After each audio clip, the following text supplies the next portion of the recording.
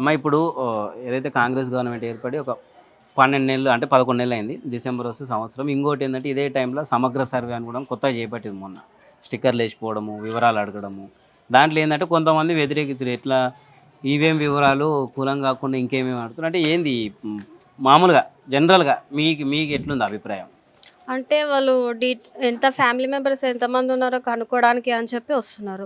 వాళ్ళ family details ఎంతమంది ఉన్నారో హౌస్లో వాళ్ళ ఆ డీటెయిల్సే తీసుకోవాలి.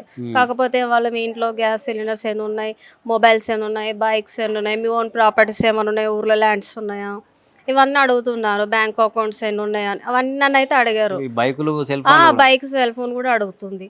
మీరు క్వాలిఫికేషన్ ఎక్కడ, ప్రైవేటా గవర్నమెంటా, స్కాలర్షిప్స్ వచ్చినాయా, మా హస్బెండ్ది కూడా క్వాలిఫికేషన్ అయితే అతను ఎక్కడ చదువుకున్నాడు, గవర్నమెంటా ప్రైవేటా, అవి కూడా అడుగుతున్నారు. ఓకే. మళ్ళీ ఇంటర్ క్యాస్ట్ మ్యారేజ్ అని అడిగారు. లేదా అంటే లేదు మాది అరేంజ్డ్ అనే చెప్పాను. మళ్ళీ ఏ క్యాస్ట్ అని కూడా అడిగినుండే. అన్న అది అవన్నీ ఎందుకు అడుగుతున్నా అంటే మాది అవన్నీ రూల్స్, మాకు అవన్నీ అడగాలని చెప్పింది తను వచ్చినామె. అంటే ఇంకా నేను చెప్పేసాను అనమాట. ఇంకా అవి మీరు అడగలేదా మరి ఇవి చేస్తే మాకేంటమ్మా ఉపయోగం? నేను అడగాను. రేషన్ కార్డ్ అడిగినుండే. రేషన్ కార్డ్ మాకు లేదు. ఫస్ట్ ఆ రేషన్ కార్డ్ ఇవ్వమని చెప్పండి. 8 years అయింది మా మ్యారేజ్. రేషన్ కార్డ్ లేదు, ఎన్నిటికీ ప్రాబ్లం అవుతుంది. అన్నీ అప్లై అన్నీ ఫ్రీ అది అని మీరు పెడుతున్నారు, కానీ ఆయన అప్లై చేసుకోవాలంటే రేషన్ కార్డు అడుగుతున్నారు. మాకు లేదు, ఇంతవరకు గవర్నమెంట్ నుంచి మాకు ఏది రాలేదు మాకు అసలు, వాళ్ళు పెట్టిన పథకాలు కూడా అని చెప్పా. మొన్న కూడా కరెంట్ బిల్లు ఫ్రీ అన్నారు. ఇంకా ఏంది కోడలు గృహిణి అదేమో పెట్టరు కదా 2500 అన్నారు, అది లేదు అసలు. ఇవన్నీ అప్లై చేస్తాను కానీ రేషన్ కార్డు లేదని ఏది కూడా రాలేదు నాకు. కరెంట్ బిల్లు కూడా నాది నేనే కట్టుకుంటున్నాను, గవర్నమెంట్ నుంచి కూడా ఏం లేదు. 200 యూనిట్లు ఫ్రీ అన్నారు కదా.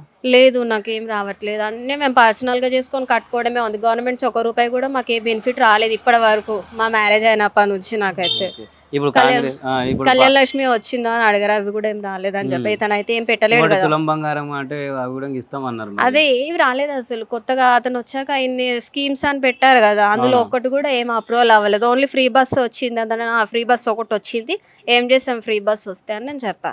ఎప్పుడో ఒకసారి వెళ్ళే వాళ్ళకి ఏం ఉపయోగపడుతుంది, డైలీ వెళ్ళే పిల్లలకంటే ఓకే. అది కూడా చాలా రష్ ఉంటుంది, టైంకి ఉండట్లేదు. చూసి చూసి ఆటోలో వెళ్ళాల్సి వస్తుంది అని అన్నా. అంటే నార్మల్గా ఓకే ఓవరాల్గా ఇప్పుడు మీరు కూడా తెలంగాణ వచ్చినప్పటి నుంచి మనకు ఇది రెండో గవర్నమెంట్. అవును, బీఆర్ఎస్ ఇటు కాంగ్రెస్ చూసుకుంటే, ఎందుకంటే పాలన మారినప్పుడు మనకు అనిపిస్తుంటుంది అబ్బాయి ఇది బాగుంది లేదా ఇది బాగాలేదని. మీకు ఇట్లా అనిపించింది. తను వచ్చాక కొన్ని డేస్ అవి ఇవి స్కీమ్స్ ఇవి వస్తాయి అవి వస్తాయి అంటే ఓకే, మేము ఎగ్జైట్మెంట్ ఉండే అవి ఓకే అన్నీ బాగా చేస్తుండేమో ఇవన్నీ ఇస్తా అంటున్నారు. కానీ అవన్నీ అప్లై చేసిన ఇన్ని రోజులైనా కూడా అతనికి 1 year అయింది. నా ఐడియా నాకు అంత గుర్తులేదు, అంత అవుతుంది. కానీ ఒకటి కూడా ఏవి కూడా రాలేదు తను పెట్టినవి కూడా. అసలు నాకైతే వేస్ట్ అనిపిస్తుంది. కేసీఆరే బెటర్ అనిపించింది.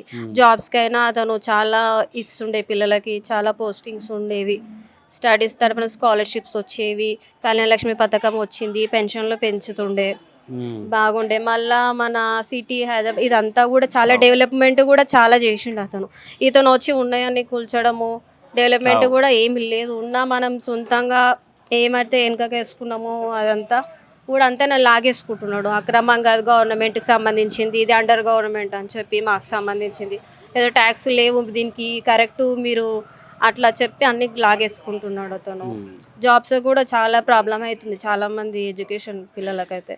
మొన్న చాలా వరకు అసెంబ్లీ దగ్గర చాలా ఫైటింగ్ అయింది. పిల్లలకైతే కొట్టి మరీ అన్యాయంగా తీసుకెళ్ళిపోయినారు. వాళ్ళకి ఎంతమంది వాళ్ళ భవిష్యత్తు మిడిల్ క్లాస్ ఫ్యామిలీస్ ఎలా ఉంటారు, స్టడీస్ బాగా చదువుకుంటేనే వాళ్ళ కాళ్ళ మీద నిలబడాలన్నట్టు వాళ్ళు ఉంటారు, ఎంత పగలు రాత్రి కష్టపడి. వాళ్ళకి అవి కూడా లేకుండా చేస్తున్నాడు అతను. కొట్టి వాళ్ళకే రిటర్న్ చేసి క్యాన్సిల్ చేస్తున్నాడు. ఎట్లా అయితే ఓవరాల్గా ఒకవేళ ముఖ్యమంత్రికి ఏమైనా చెప్పాలంటే మీరేం చెప్తారు? ఏం లేదు, ఇతనైతే ఎంత తొందరగా వెళ్ళిపోయి మాకు మళ్ళీ కేసీఆర్ అయినా పర్లేదు మాకు రావాలని అనుకుంటున్నాను నేనైతే. అతను ఉన్నన్ని రోజులైతే మాకు బాధ పెట్టకుండా అతను చేయగలిగిన సహాయం హెల్ప్ అయితే చాలా వరకు చేసిండు మా ఒపీనియన్.